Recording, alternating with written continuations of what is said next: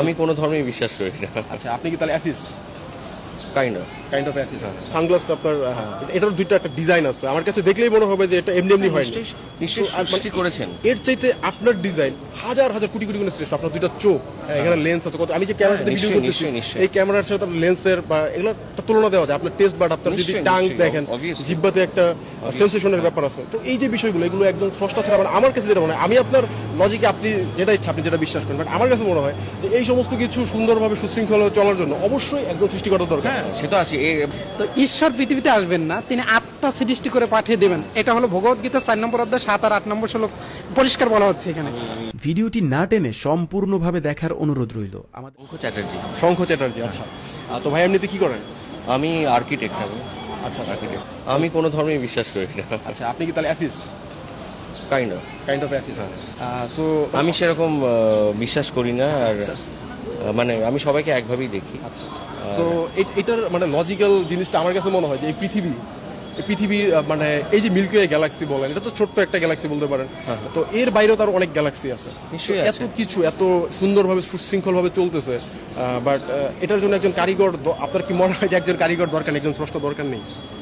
এমনি চলতেছে, যেখানে আমি আপনি আমাদের একটা ছোট্ট একটা, আপনার হাতে যে মোবাইলটা আছে, লাইক এটার একটা ডিসপ্লে আছে, একটা ক্যামেরা আছে, এটা সৃষ্টি করতে একটা মানুষের দরকার হয়েছে। সেখানে আমি আপনি এত কমপ্লেক্সিটি। আমার তো মনে হয় এটা অনেক বড় একটা বিষয়।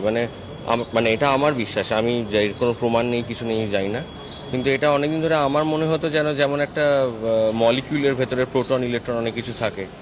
হু knows, maybe those are different worlds. Proton, electron এগুলো সৃষ্টিকর্তা কি? না, আমি সেটাই বলছি। হয়তো আমরা সেই একটা প্রোটনেই হয়তো আমরা বাস করছি, আমরা তো জানি না। There is a bigger molecule. আচ্ছা, আমার কাছে যেটা মনে হয়, আমি নরমালি যদি বলি, এই যে সানগ্লাসটা আপনার এটার দুইটা একটা ডিজাইন আছে, আমার কাছে দেখলেই মনে হবে যে এটা এমনি এমনি হয় না। নিশ্চয়ই সৃষ্টি করেছেন। এর চাইতে আপনার ডিজাইন হাজার হাজার কোটি কোটি গুণে শ্রেষ্ঠ। আপনার দুইটা চোখ, এখানে লেন্স আছে কত, আমি যে ক্যামেরাতে ভিডিও করতেছি এই ক্যামেরার সাথে আপনার লেন্সের বা এগুলো একটা তুলনা দেওয়া যায়। আপনার টেস্ট বাট, আপনার যদি টাং দেখেন, জিহ্বাতে একটা সেন্সেশনের ব্যাপার আছে। তো এই যে বিষয়গুলো, এগুলো একজন স্রষ্টা ছাড়া আমার কাছে যেটা মনে হয়, আমি আপনার লজিকে আপনি যেটা ইচ্ছা আপনি যেটা বিশ্বাস করেন, বাট আমার কাছে মনে হয় যে এই সমস্ত কিছু সুন্দরভাবে সুশৃঙ্খল চলার জন্য অবশ্যই একজন সৃষ্টিকর্তা দরকার। হ্যাঁ, সেটা আছে। এবার আমরা হয়তো অজান্তে কত কিছু সৃষ্টি করছি, আমরা জানি না, হয়তো তারা হয়তো এর মধ্যেই আছে। তাহলে আপনি যেটা বললেন ভাইয়া যে আপনি আসলে মানে ওয়ান কাইন্ড অফ সৃষ্টিকর্তা বিশ্বাস করেন, তো আমার মনে হয় যে এই জিনিসটাতে ঠিক ইনশাআল্লাহ আপনি বিশ্বাস করতে পারেন যে সৃষ্টিকর্তায় বিশ্বাস করি, ধর্মকে বিশ্বাস করি না। ধর্মকে বিশ্বাস, ধর্ম কাজের সঙ্গে বিশ্বাস করি। আচ্ছা, মানে ধর্মের বিভিন্ন বিষয়টা আপনাদের সৃষ্টিকর্তা বিশ্বাস করি। There is one power. আমাদের ইয়েতে স্বামী বিবেকানন্দ ছিলেন। স্বামী বিবেকানন্দ কোনো ধর্মে বিশ্বাস করতেন না। আচ্ছা, কিন্তু উনি বলেছিলেন যে একটা শক্তি আছে। শক্তি কি? সেই শক্তির তো কোনো ব্যাপার বলেনি যে সেটা কি আমরা তৈরি করছি, কে তৈরি করছে। সেই শক্তি এতই বিশাল যে তার ব্যাপারে কথা বলা আমরা হয়তো। তাহলে আমি ধরে নিচ্ছি সেই বিশাল শক্তির যে মালিক, তাকে আপনি স্রষ্টা হিসেবে বিশ্বাস করছেন? নিশ্চয়ই করি। আচ্ছা, আলহামদুলিল্লাহ। তবে তাকে হয়তো আমরা ভগবান বলি, আপনি ভগবান বলতেছেন, আমি আল্লাহ বলছেন। আমরা সবাই হয়তো সেই শক্তিটা, আমাদের আসলে এটাও উচিত। মানে আমি অ্যাজ এ ব্রাদার হিসেবে আপনাকে আমি চিনি না, কিন্তু আপনাকে ভালোবাসি, স্রষ্টার জন্য ভালোবাসি। তো সেখান থেকে আমার মনে হচ্ছে যে আসলে সেই স্রষ্টা যেগুলো আমাদেরকে বলে গিয়েছেন, অবশ্যই তিনি যেহেতু এত বড় একটা প্ল্যানিং করে এত কিছু সাজিয়েছেন, তো আমাদের প্রতি তার একটা দায়িত্ব আছে। তিনি আমরা যেটা আপনারা বলেন যে আপনাদের ধর্মে অনেক অবতার ছিল, বলে থাকি, আমরা বিশ্বাস করি নবী ছিল, তো অবশ্যই তাদের মাধ্যমে হয়তো স্রষ্টা আমাদেরকে সেই জিনিসগুলো জানিয়েছেন। আমরা এটা বিশ্বাস করি যে আমাদেরকে একটা গাইডলাইন দিয়েছেন স্রষ্টা। সেটা আপনার ধর্মে মনুসংহিতা, বেদ, বেদান্ত, উপনিষদ অনেক কিছু থাকতে পারে। সেগুলো তো মানুষ লিখেছে, স্রষ্টা তো লিখতে বলেননি। আচ্ছা, মানুষ লিখেছে আপনি বলতেছেন। মানুষ লিখেছে, ঠিক আছে। আপনার ধর্মগ্রন্থ অনেকটা, আমরা যেটা অনেক স্কলাররাও বলে থাকে যে আপনাদের ধর্মে কিছুটা চেঞ্জ আছে, কিন্তু ইসলাম ধর্মের কোরআন থেকে আপনি দেখেন, এটা আমরা বিশ্বাস করি আমাদের পারপাস থেকে, যেটা কমপ্লিটলি ট্রু এবং এতে মানে স্রষ্টার পক্ষ থেকে এসেছে এবং কমপ্লিটলি গাইডলাইন পড়া। নিশ্চয়ই আছে। সেটা তো আমি জানি না, জানি না ক্যামেরার সামনে এত কিছু। আমি আপনার সাথে এটা কথা বলতে চাচ্ছিলাম। আমি এথিস্ট, আমি নাস্তিক ছিলাম। তো আমি ধর্মগ্রন্থের গুরুত্ব এর বিষয়গুলো নিয়ে একটু শেয়ার করতে চাই আপনার সাথে। আপনার ওপিনিয়ন, দুইজনই কথা বলবো আর কি, যদি আপনার সময় হয় আমরা এটা এপিসোডের মতো 10 মিনিট আপনার সাথে কথা বলবো। জাস্ট ফান, মানে এমনি কথা বলছি, শেয়ার করছি, এখানে মাইন্ড করার কিছু না। আমি মূল যে পয়েন্টটাতে কথা বলবো সেটা হলো ধর্মগ্রন্থের প্রয়োজনীয়তা। তো এর আগে একটা জিনিস দেখতে হবে, সেটা হলো যদি সৃষ্টিকর্তা না থাকে ধর্মগ্রন্থের কোনো মূল্য নেই। এই বিষয়ে সবাই একমত। সৃষ্টিকর্তার বিশ্বাস না থাকলে ধর্মগ্রন্থের কোনো মূল্য নেই। হিন্দু ধর্মের কোনো মূল্য থাকবে না যদি হিন্দু ধর্ম সৃষ্টিকর্তা সম্পর্কে ধারণা না দিতে পারে। ইসলামের কোনো মূল্য থাকবে না যদি ইসলাম সৃষ্টিকর্তা সম্পর্কে। সব ধর্ম তো মানি না। আমি আপনার কথা বলছি না, আমি ওভারঅল বলছি। আচ্ছা, আচ্ছা। আমি এথিস্ট, ধরেন আমি নাস্তিক থেকে মুসলিমে আসছি, তো আমি কিন্তু আপনি হিন্দু মুসলিম বিবেচনা করছি না। প্রথম পয়েন্ট আমি আপনাকে কি বলছি যে প্রথমে ধর্মগ্রন্থে যদি সৃষ্টিকর্তা সম্পর্কে না থাকে তাহলে ধর্মগ্রন্থ মূল্যহীন। জানি না, এই ব্যাপার নিয়ে আমার একটু ডাউট আছে। আচ্ছা, আমি আরো একটু ক্লিয়ার করে বলছি, যদি সৃষ্টিকর্তা সম্পর্কে জানতে চান তাহলে কোথায় যাবেন? ধর্মগ্রন্থে যাওয়া হয়। সৃষ্টিকর্তা কি এত মানে তার তাকে কি সাধারণ আমরা সেন্সে জানতে আমরা পারবো? টেক্সুয়াল বলতেছি, একাডেমিক্যালি বলতেছি। আপনি মানে থিঙ্কিং করতে পারেন, এই আকাশ পৃথিবী দেখে ভাবতে পারেন একজন সৃষ্টিকর্তা আছে, সেটা আলাদা। কিন্তু আমি আপনাকে একাডেমিক পর্যায়ের কথা বলছি। যদি আপনি সৃষ্টিকর্তাকে জানতে চান তাহলে আপনি দেখবেন যে ধর্মগ্রন্থ কি বলছে। এরপর যদি আপনি ধর্মগ্রন্থ জানতে চান, প্রধান ধর্মগ্রন্থগুলো কি বলছে, সাধারণ সেন্স। আমি কিন্তু আপনাকে ইসলামের দাওয়াত দিচ্ছি না। না, আমি আমি আমি এটা ইসলাম, হিন্দু, খ্রিস্টান এগুলো ব্যাপার না না। না না, আমি অনেক সময় আপনার হেজিটেশন ফিল হতে পারে না, যে না, আমাকে না, কোথায় নিয়ে যাওয়া না, হচ্ছে। না, না, না, না, না, আমার কিছু আমার না না না আমি রিয়েলি ভেরি ফ্র্যাঙ্ক, আমি একদমই ওসব ইয়ে করি না। আর আমি ইনফ্যাক্ট ওপেন মাইন্ডেড, ভালো লাগছে কথা বলে। আমি অনেক open minded।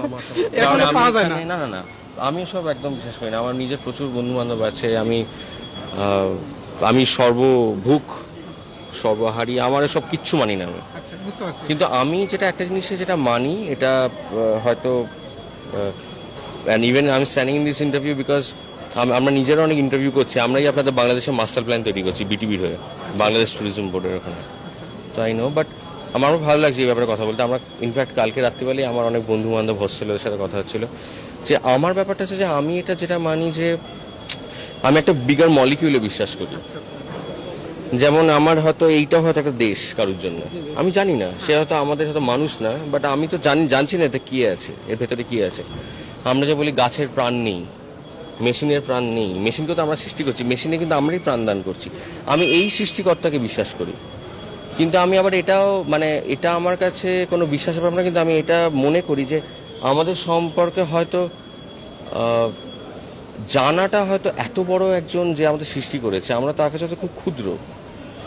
আমাদের সময় আর তার সময়ের মধ্যে অনেক ফারাক আছে। সে হয়তো কয়েক মিলিয়ন বছর বাঁচছে, আমরা হয়তো কয়েকক্ষণ বাঁচছি তার কাছে। সেখানে কি আমাদের কি তাকে পুরোপুরি জানা সম্ভব? এইটাই আমার প্রশ্ন। করছেন সে যে আপনি কোন একটা মেশিন যে সৃষ্টি করলো, মেশিনের জন্য জরুরি না তাকে জানা, বা সে জানতেও পারবে না পুরোপুরি, কারণ ওই সময় তার কি কি থিঙ্কিং ছিল এটা তো আর কেউ জানছে না। জানে না। আর অর্থাৎ সৃষ্টিকর্তা আপনাকে সৃষ্টি করার সময় কি কি চিন্তা করছে এটা কিন্তু কেউ উত্তর দিতে পারবে না। জানে না। এটা কারণ একটা তার অনেকটা সম্পর্কে এই লেভেলে জানা সম্ভব না। Exactly. কিন্তু আপনাকে একটা কথা বলবো, সেটা হলো মোবাইলে কিন্তু একটা ম্যানুয়াল থাকে, একটা গাইডলাইন থাকে। অর্থাৎ সৃষ্টিকর্তা সৃষ্টি করলে তার কিন্তু একটা ডিউটি যে সে জানাবে যে আমি সৃষ্টিকর্তা। এবং সমস্ত ধর্মগ্রন্থে দেখবেন একজন সৃষ্টিকর্তার কথা বলা সেটা তো আছে। আছেই আমাদেরও। হ্যাঁ, নো ডাউট। আমি আমার হিন্দু ধর্ম বইও খুব একটা পড়িনি, যাই হোক, কিন্তু আমি পড়েছি, আমি হিন্দু ধর্মের ছাত্র, আমি আচ্ছা, পুরো আচ্ছা, বেদ পড়েছি।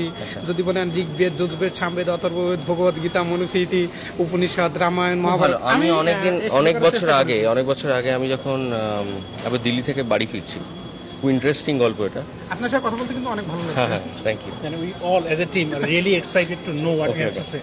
তো আমার Really excited আমরা। আচ্ছা, আমার একজন বন্ধু, মানে বন্ধু না, ট্রেনিং ভদ্রলোকের সাথে আলাপ। তা সেই ভদ্রলোক আস্তে আস্তে বাঙালি একজন ভদ্রলোক, উনি আমাকে বলতে বলতে হঠাৎ করে তিনি আমাকে বলছেন যে ধর্ম নিয়ে কথা বলছেন। তিনি ইঞ্জিনিয়ার কিন্তু।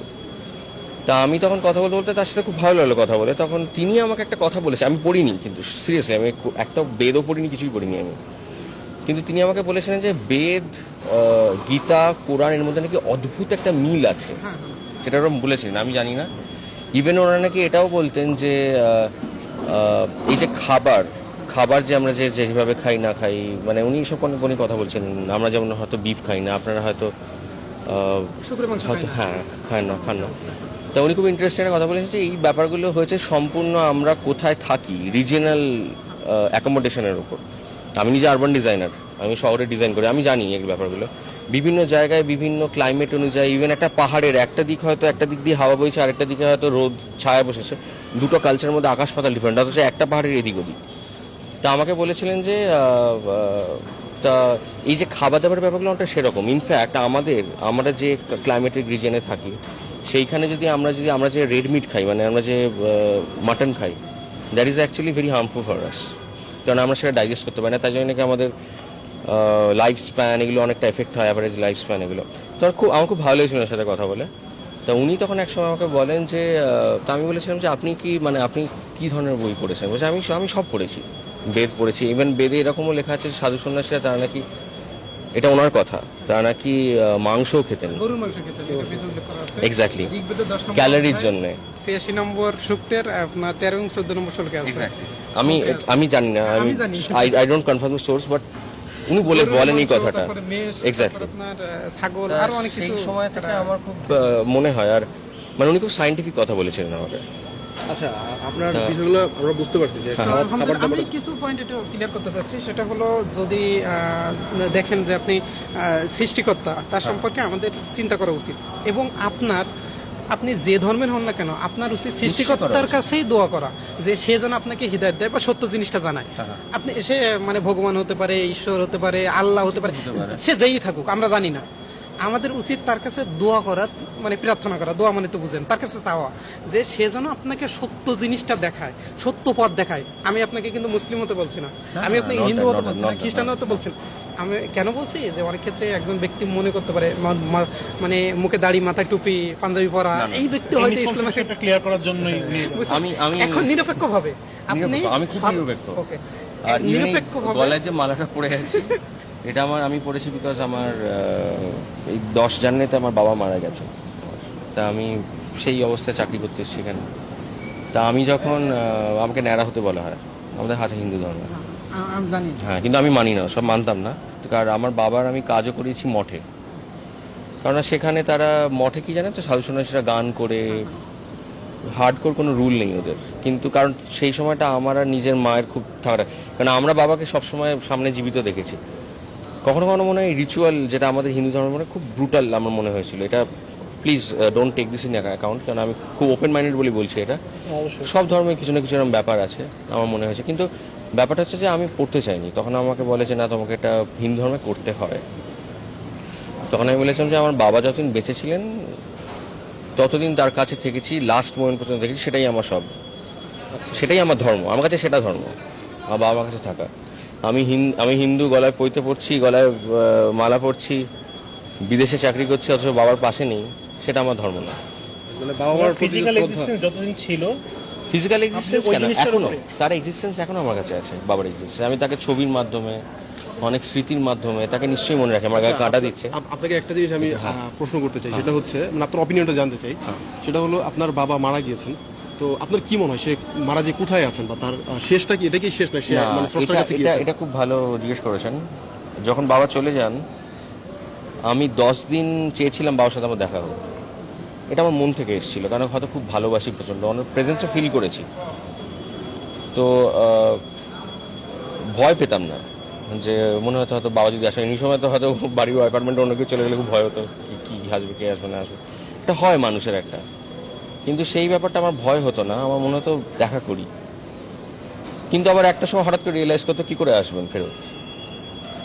তা আমি এটা জানেন তো, এটা খুব একটা confuse state, not confuse state, because আমার মনে হয় এইসব সময় যখন আমরা হয়তো খুব ইমোশনাল হয়ে যায়, ইমোশনাল আছি বা কোনো একটা বিপদে আছি, সেখানে আমরা হয়তো রিয়ালিটি আর কখনো কখনো তখন মনে হয়তো ভগবানকে ডাকি। আচ্ছা আচ্ছা, মানে ওই মুহূর্তে মানে মনে হয় যে একজন তো আছে হয়তো, এক্স্যাক্টলি, তাকে ডাকি। তো এটা হয়। যেমন আমি হয়তো ভগবানে বিশ্বাস করি না, কিন্তু সাইম ভাই যে কথাটা বলছেন যে অবশ্যই আমাদের সৃষ্টিকর্তার কাছে দোয়া করা উচিত, এবং এটার একদম 100% পরীক্ষিত, মানে বলতে পারেন যেটা একদম প্রুফ আমার দ্বারা। আমি এক্স হিন্দু, আমি আগে হিন্দু ছিলাম, আমি বাই বর্ন হিন্দু, এখন আমি মুসলিম। আমার বুদ্ধি আল্লাহ তাআলা দিয়েছেন, সে আল্লাহ বুদ্ধির মাধ্যমে আমি মানে হিন্দু থেকে মুসলিম হয়েছি। যখন আমি মানে এটা বলার কারণ একটা কারণ, যে যখন আমি সকল ধর্মের উপরে মানে কিছু পড়াশোনা করেছিলাম সেই সময়টায়, 2017-র কথা, জাস্ট আমি একটা সময় অ্যাথিস্টের মতো হয়ে গেছিলাম, যে না মনে হয় কোনো ধর্ম নাই, জাস্ট সৃষ্টিকর্তা আছে একটা না একটা, মানে সব ঠিক আছে। তো তৎক্ষণে মনে হলো যে না, আমার যদি সৃষ্টিকর্তা থেকে থাকে তাহলে সে আমাকে অবশ্যই পথ দেখাবেন। আমি মনে করি সে আমাকে পথ দেখাবেন, কারণ প্রত্যেক ধরনের যে সৃষ্টিকর্তা পথ দেখাবেন, তাই যদি সৃষ্টিকর্তা থেকে থাকে সে আমাকে পথ দেখাবে। এরকম আমি প্রায় হয়তো 2-3 মাস দোয়া করেছিলাম। কার কাছে দোয়া করেছিলাম সেটা এখন বুঝতেছি কার কাছে দোয়া করেছিলাম। তো সেক্ষেত্রে আমি এই দোয়াটাই করেছিলাম, জাস্ট সাইম ভাই বললো, জাস্ট অ্যাড করলাম যে এই দোয়াটাই করছিলাম যে তুমি যদি থেকে থাকো, তুমি যদি সত্য হও, আমাকে সঠিক পথটা দেখো, আমি জানতে চাই সঠিক কোনটা। সেটা জানার পর আমাকে যদি সব কিছু ছেড়ে দিতে হয় আমি ছেড়ে দেবো। তো সাডেন একটা টাইমে আমার কাছে একটা একটা মাধ্যমে আমার কাছে একটা মেসেজ আছে, যে মেসেজটা আমি বুঝতে পারি যেটা কোনটা এবং সত্য। সেটা আপনি বুঝতে পারছিলেন যে সেটা মানে ন্যাচারাল কিছু না, মানে ন্যাচারাল না, সেটা একটা অলৌকিক একটা ক্ষমতা বা অলৌকিক কোনো কিছু আমার সাথে ঘটেছে, যেটা আমি বুঝতে পারছি যে ইসলামটাই আমার কাছে সত্য, তুলে ধরা হয়েছে আমার সামনে। এবং এটা আমার আপন বড় ভাইয়ের সাথেও ঘটছে এই বিষয়টা, এবং কিছুদিন আগে আমার বোনের সাথে ব্যাপারটা ঘটছে। আলহামদুলিল্লাহ তারা হয়তো খুব শীঘ্রই তারা আল্লাহর ইচ্ছা হয়তো So, আমার ভাইয়ের কাছে একটা রিকোয়েস্ট, সেটা হচ্ছে ভাই যে বিশ্বাসী হোক সেটা তার, আমরা তার বিশ্বাস সে তার মতো করবে। তবে আমার যেটা ভাই ফার্স্টেই বললেন যে সৃষ্টিকর্তার সময় আপনার ওই বিষয়ে তেমন একটা আইডিয়া নাই, বা হচ্ছে সেই বিষয়ে আপনি তেমন একটা পড়াশোনা বা করতেছেন না। বাট আমার কাছে মনে হয় যে আপনি পৃথিবীতে বর্তমানে বেঁচে আছেন, 100 বছর আগে ছিলেন না, 100 বছর পরে থাকবেন না, এটাই true. But in the mean time আপনি পৃথিবীতে আছেন, অবশ্যই এটার একটা উদ্দেশ্য আছে। আমি যেমন এই ফোনটা বানিয়ে কথা বলার একটা উদ্দেশ্য থাকে, সৃষ্টিকর্তা যেটা আপনি বলেছেন সুপার পাওয়ারফুল একজন আছে, সে যদি আপনাকে পৃথিবীতে পাঠিয়ে থাকে অবশ্যই তার একটা উদ্দেশ্য আছে। এবং সেই উদ্দেশ্যটা কি সেটা পবিত্র কোরআনে আল্লাহ তাআলা বলে দিয়েছেন যে আমি জিন এবং মানুষকে সৃষ্টি করেছি শুধুমাত্র আমার ইবাদতের জন্য, মানে তার ইবাদত, তার বন্দিকের জন্য। যজুবেদের 1 নম্বর অধ্যায় 6 নম্বর শ্লোকে একই কথা বলা আছে যে তুমি জানো কে তোমাকে সৃষ্টি করেছে এবং কেন সৃষ্টি করেছে। মানে যজুবেদের আপনি 1 নম্বর অধ্যায় যদি 6 নম্বর শ্লোক মন্ত্র পড়েন, সেখানে পরিষ্কার কথাগুলো বলা আছে। আপনি বললেন না ধর্মগ্রন্থে অনেক মিল আছে, এই জিনিসগুলো সম্পূর্ণ মিল আছে। আমার ধর্মগ্রন্থ আপনাকে মিথ্যা বলতে নিষেধ করে, মানে কাম করো লারসা, এগুলো নরকের দ্বার, এই সব ধর্মগ্রন্থে এই কথাগুলো একই, বুঝতে পারছেন? হ্যাঁ সেটা বুঝতে পারছি, সেটা অবভিয়াসলি আমি এটা নিয়ে আমার একজন দাদার সাথে কথা হয়েছিল ওখানে, তা তিনি খুব ভালো করে আমাকে বুঝিয়েছিলেন এবং প্রায় কথা হয় আলোচনা।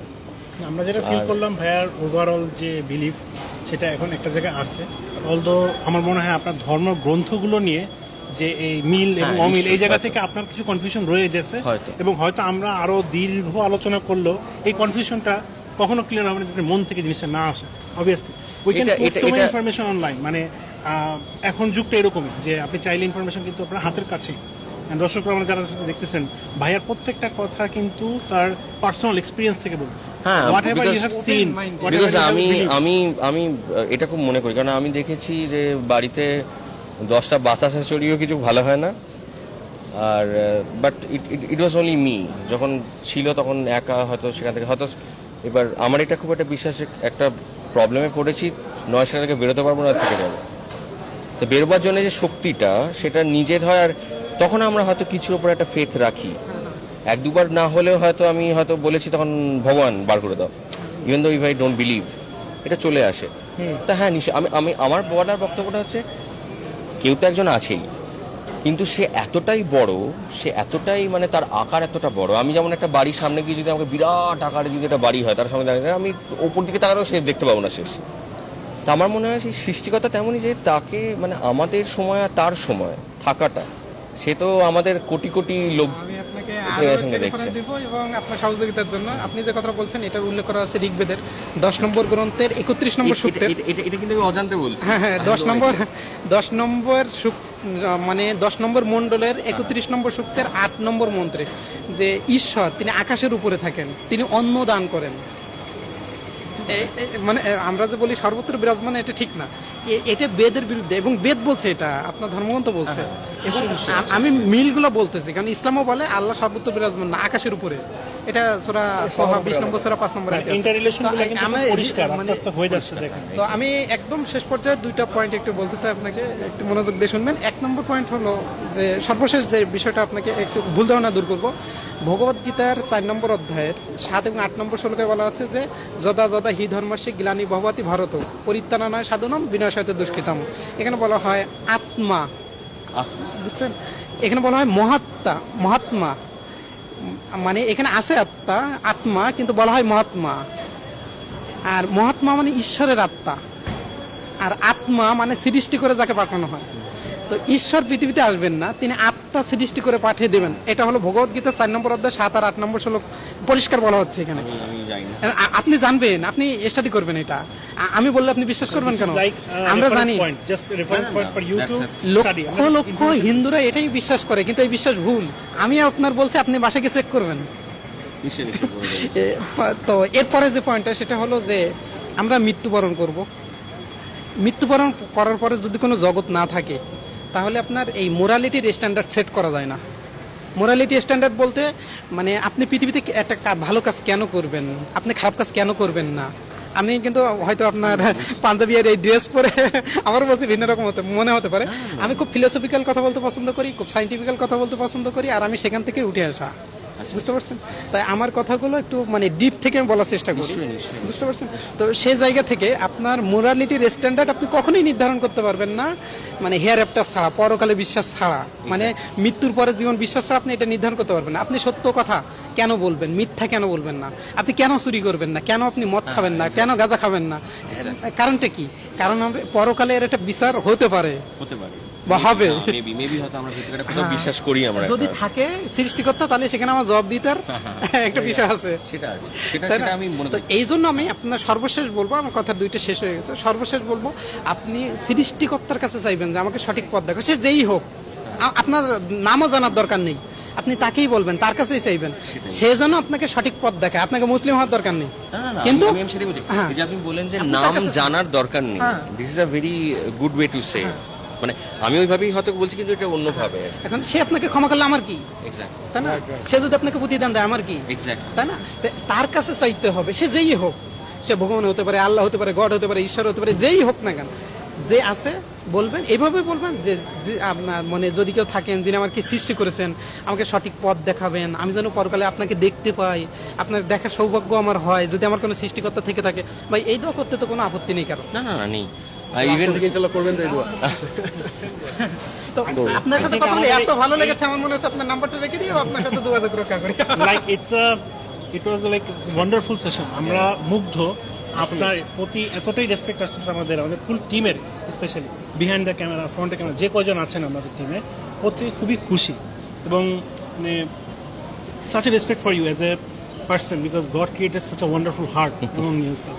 Thank you. আমি বলবো all of my friends say so because I mean, I just became your friend right now. But sure. a special thanks to you because very few people share the understandings.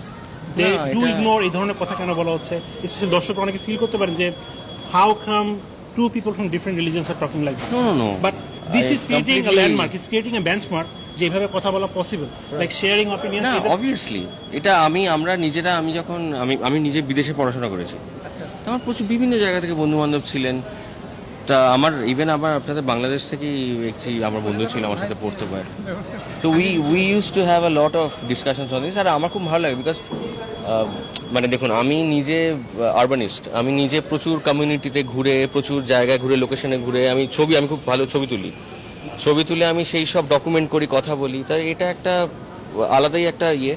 তখনই আমার মনে ছিল যে কত ধরনের লোক সেখানে, মানুষজন, তাদের কত এক্সপিরিয়েন্স, তো সেইখান থেকে আমার মনে হয় যে এগুলো ওপেনলি আলোচনা খুব করা দরকার, কারণ তাতেই আমাদের মধ্যে একটা আমরা বুঝতে পারবো একে অপরকে, সেটা খুব দরকার। একদম মানে আমাদের শেষ দিকে চলে আসছে আমরা, আপনারা একদম শেষ পর্যন্ত জানতে চাই আমাদের সাথে কথা বলে আপনার কেমন লেগেছে? আমার তো ভালো লেগেছে, আমি তো এইভাবে কথা বলি রোজ রাত্রিবেলা অফিস থেকে ফিরে বন্ধুদের সঙ্গে আড্ডা, মানে বিভিন্ন জিনিস নিয়ে, শুধু এই ধর্ম না। আমার মনে হচ্ছে আমরা আজকে মানে পরস্পর আলোচনার মাধ্যমে একটা নলেজ শেয়ারিং করতে পারলাম, হ্যাঁ নিশ্চয়ই। বিবর্তনবাদ সম্পর্কে আপনার সাথে কিছু আলোচনা করলাম, নিশ্চয়ই। সেটার আমার বিশ্বাস থেকে আমি কিছু সাইন্টিফিক্যাল পয়েন্ট বললাম, যেটা জন্য আমি নিশ্চয়ই, জিনিসটা obviously। বিশ্বাস করি না।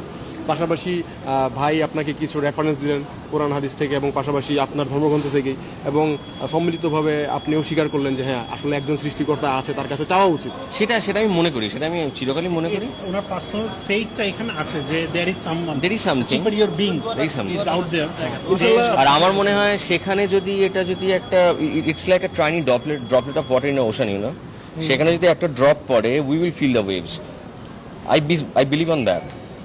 রাইট। সো আমরা দোয়া করি ভাই, আল্লাহ বা সৃষ্টিকর্তা আমরা যেটাই বিশ্বাস করেন তিনি আপনাকে একদম সঠিক পথ যেটা আছে নিশ্চয়ই, সেটাতেই নিশ্চয়ই। Thank you, পরিচালিত thank you, করুক thank you. এবং আমাদেরকেও ভাই, করুক ইনশাল্লাহ। এবং ভাই, আপনি যে আমাদের সাথে জয়েন করেছেন এবং এত মূল্যবান সময় দিয়েছেন, এই জন্য আজকে আমরা এতটাই খুশি হয়েছি যে আমাদের এই প্রোগ্রামের সবচেয়ে মেগা গিফট যেটা ছিল সেটা আমরা আপনাকে দিতে যাচ্ছি। আচ্ছা। এবং সেই মেগা গিফটটা হচ্ছে এটা, আপনি একটু কাইন্ডলি জিনিসটা আনবক্সিং করে দেখবেন, আমরাও জানি এটার মধ্যে কি আছে। বারাকার রহমান হচ্ছে আমাদের আজকের যে শো এর sponsor, and we are so much happy to hand this over to such a kind-hearted person like you. Okay, thank you. We are very pleased ভাই, আপনি যদি কাইন্ডলি আমাদের একটু আনবক্স করতেন, আমরা সবাই একটু দেখতাম এটা কি আছে। এইটা- We also don't know. আচ্ছা, থ্যাংক ইউ। জাস্ট একটু ছোট করে আনবক্সিং করতে পারেন আর কি। আমি তো বারাকার রহমানের পক্ষ থেকে এটা দেওয়া হয়েছে, আপনারা চাইলে কিন্তু বারাকার রহমার সব থেকে বিভিন্ন ধরনের ফ্যাশনেবল ড্রেস কিনতে পারেন। বাহ, আচ্ছা, এটা একটা ফ্যাশনেবল ড্রেস যেটা মনে হচ্ছে। তো এটা আপনি আপনার বাসার মা, খালা, বোন বা যে থাকে থ্যাংক তাকে ইউ দিতে সো পারেন। Much. Thank you so much. আশা করি তারাও জিনিসটা দেখে অনেক পছন্দ খুবই করবে। মনে হয় মানে ভাইয়া আজকে এক্সপেক্ট করছিলেন পরে কি পেয়ে দ্য যাবেন। থিং ইজ দ্যাট কি আমি এত অর্নামেন্টাল কাপড় দেখিনি, মানে সত্যি করে। Thank you so much, I am honoured.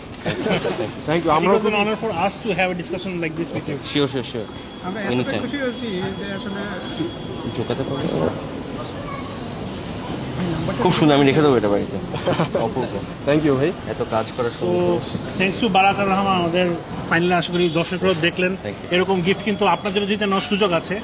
So Ibrahim ভাই, আমার মনে হয় যারা আমাদেরকে এতক্ষণ দেখলেন পুরো অল ওভার দ্য শো, আমাদের ভাই তো উইনার হয়ে গেছেন, the next winner is going to be you. So কি করতে হবে সেটার জন্য ইব্রাহিম ভাই যদি একটু বলে দিতেন। আপনাদের সবাইকে যারা যারা উইনার হতে চান, বিবর্তনবাদের বিপক্ষে অর্থাৎ কি কি সায়েন্টিফিক যুক্তি আপনারা দিতে পারেন, সেটা যদি কোনো ভালো যুক্তি দিতে পারেন, অর্থাৎ বানর থেকে মানুষ হওয়া বা এই ধরনের বিষয়গুলো, just for macro evolution, micro ইভলিউশনের কথা বলছি, সেটা ম্যাক্রো ইভলিউশন কেন পসিবল না, এই ধরনের সবচেয়ে সুন্দর করে গুছিয়ে যারা লিখতে পারবেন, অবশ্যই লেখার শেষে আপনার ফোন নাম্বারটা দিয়ে দিবেন যেন আমরা আপনার সাথে যোগাযোগ করতে পারি। যে খুব ভালো করতে পারবেন তাকে আমরা ইনশাল্লাহ এরকম একটি প্রাইজ দিব, এবং সেই প্রাইজটি পেতে পারেন আপনিও, ইনশাল্লাহ দেখা হতে পারে আপনার সাথেও। যদি আপনি প্রাইজটি পেয়ে যান, আপনার একটি ছবি আমাদের ফেসবুক পেজ এবং ইউটিউব চ্যানেলে আপলোড করা হবে। সো দেখা হচ্ছে আপনার সাথেও। আজকের প্রোগ্রামটা আমরা এখানে শেষ করছি। ভাইয়াকে অনেক অনেক থ্যাঙ্কস আমাদের সাথে পার্টিসিপেট করার জন্য, এবং আমাদের ফুল টিম, আমাদের সাথে আলামিন ভাই, আমি, পাশাপাশি সাইম শাহরার ভাই, আমাদের ক্যামেরার পিছনে আছে রাজীব, আমাদের পিছনে আছে আদনান, সবাইকে এবং দর্শক শ্রোতা এখানে অনেক মানুষ জমে গিয়েছে, সবাইকে অনেক অনেক থ্যাঙ্কস প্রোগ্রামটি দেখার জন্য। এবং যারা এই মুহূর্তে আমাদের এই ভিডিওটি দেখছেন, আপনাদের সবাইকে ধন্যবাদ। আপনারা সবাই আমাদের জন্য দোয়া করবেন। আজকের মতো বিদায় নিচ্ছি। আসসালামু আলাইকুম ওয়া রাহমাতুল্লাহি ওয়া বারাকাতুহু। Thank you so much. Thank you. So you have a video.